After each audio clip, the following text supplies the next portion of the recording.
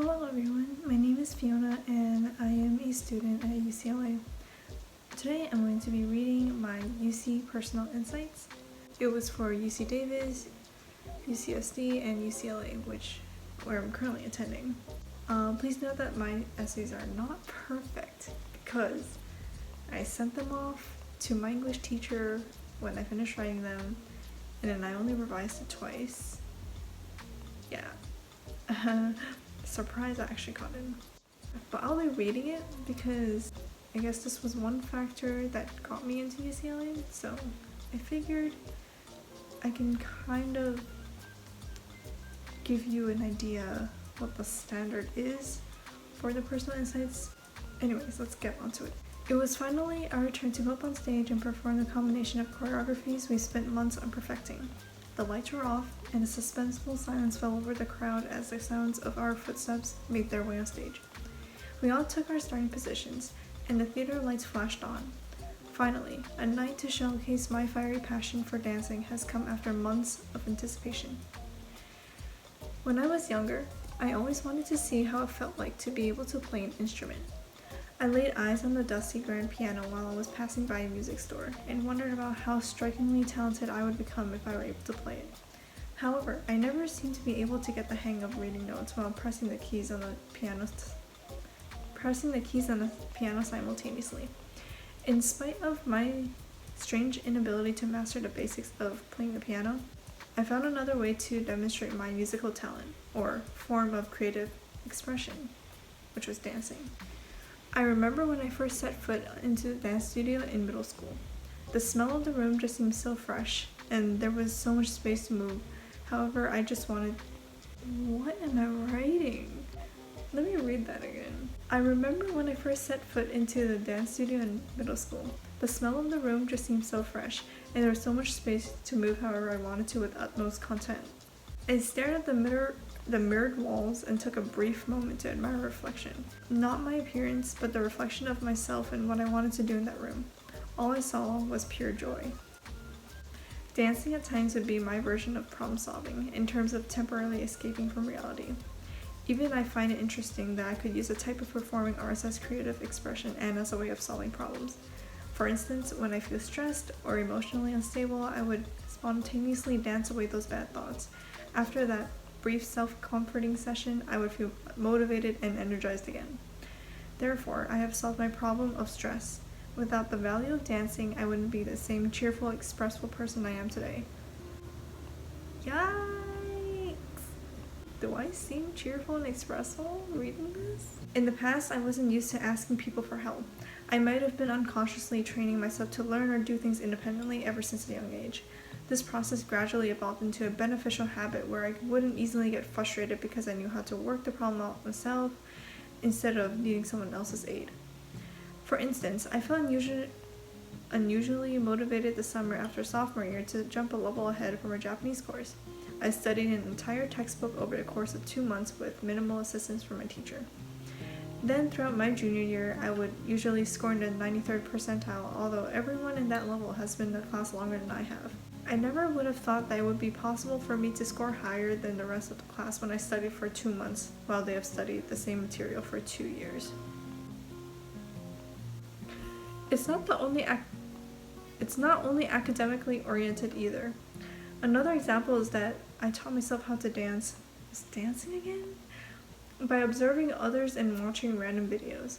I was never enrolled in an authentic dance class because the tuition fees were expensive, so I took a detour and taught myself various choreographies. It might not seem like much on the outside, but to me it makes me feel proud that I was able to be my own teacher.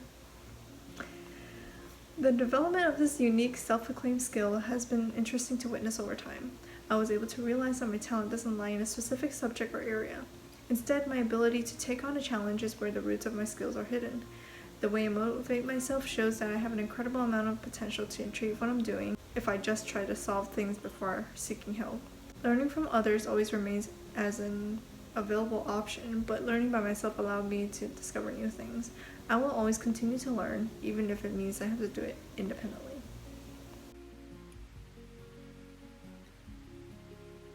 A community is a place or group where people feel a sense of belonging and rootedness regardless of the population size.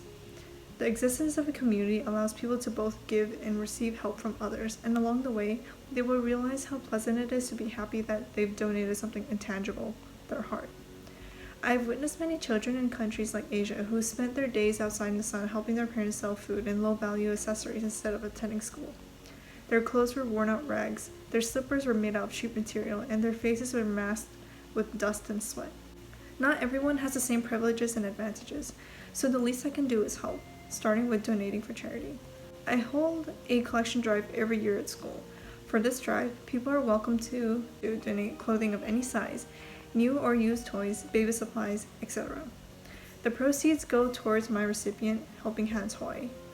Last year, I was able to spread the notice to everyone to bring in donations. As a result of my advertising, I was able to collect over 50 bags and boxes of everyday goods to support struggling families. On the last day of my drive, the pickup driver said with watery eyes, "Many kids will be so blessed after today.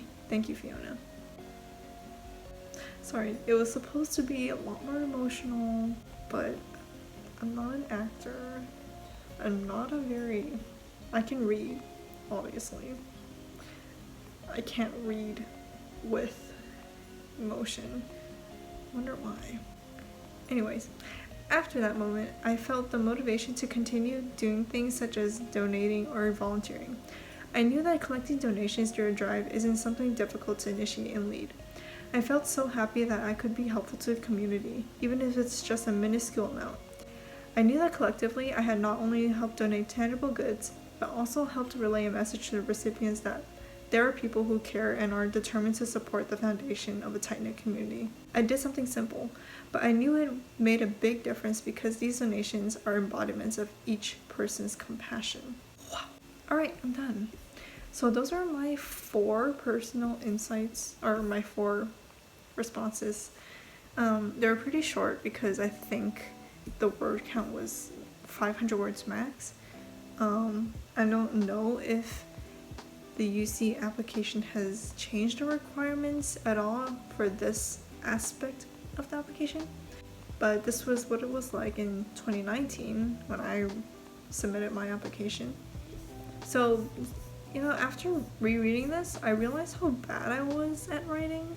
Don't just send it off to your English teacher and revise it 2 times. That's exactly what I did, but you shouldn't do that. I must have felt confident, which is good in a way, but you should always make sure that you have everything you want to say in your text and you say it with reason, and also you kind of structure it in a way that will grab at the reader's heartstring, or it would extrapolate your words a little bit, because it's an application. Everyone does that in resumes and applications. It's a tip. It's not harmful to you. It will only benefit you in the end. Yeah, I think you might have noticed because some parts I was being really dramatic. Like the first one, I was like, oh, it was finally our turn to go up on stage and perform. Why did I start it off like that? Well, my English teacher approved of it, so I thought it was okay. I would just recommend to write everything out, and then if it's not perfect at first, it shouldn't be perfect at first. You would just revise it later. That's where the magic comes in. You revise it, and then you reread it, you let others read it, you let your teachers read it more than 2 times, and it'll be great. So good luck to those of you who are receiving your UC application decisions soon. I know they're rolling out. Have fun. I know you all wrote very well. It has to be better than mine. Bye.